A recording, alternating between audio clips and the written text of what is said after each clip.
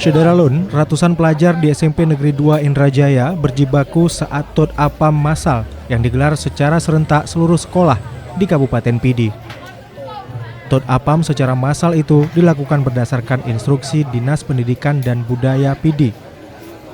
Ratusan pelajar duduk teratur membakar APAM di lokasi parkir kendaraan dengan sesekali tangannya menyapu air mata akibat terkena asap, lantaran mereka menggunakan bahan bakar daun kelapa kering.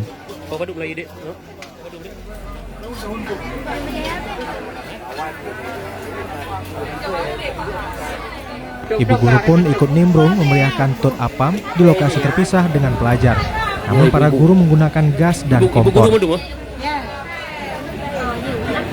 Ibu-ibu SMP 2 Indrajaya. Pada bawah buka selesai, Bu? Pada bawah buka selesai. APAM ni? Pada bawah? 200. 200 atau 300 lebih. Target je pada bawah. Target APAM? Target kami murid aja 500. 500. Ini Bu berapa habis bahan baku seperti tepung berapa kilo, Bu? Ini barang-barang ini Bu punya sekolah semua, Bu? Ini. Ke ada sekolah? Atau di rumah? Di rumah. Kau padu Melayu Bu? No? Caranya kau padu Melayu no? Mulai jam 8 dah. Jam lain nanti. Ini bukan hari ini kan proses bukan kenduri APAM. Kemudian belajar di gimana, Bu? Belajar lagi ujian tes.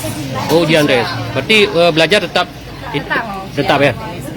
Bisa Bu diperlihatkan APAM-nya, Bu? Wakil Bupati Pidi Fadullah TM Daud mengatakan kegiatan kenduri APAM ini sebagai implementasi dari tradisi masyarakat Aceh, khususnya masyarakat Pidi. Festival APAM ini di sekolah. Jadi sebenarnya tepatnya bukan festival, kenduri APAM. Ya, kenduri APAM di sekolah-sekolah secara serentak kita ambil tanggal 23 Februari ini dan jangan salah bahwa kenduri APAM ini adalah sebuah kegiatan yang sangat positif karena ini adalah tradisi masyarakat sebagai implementasi dari tradisi masyarakat Aceh yang gemar bersedekah, gemar menyelenggarakan. Dari Sigli, Muhammad Nazar, Serambi On TV. Dan berbagi dengan warga sekitar.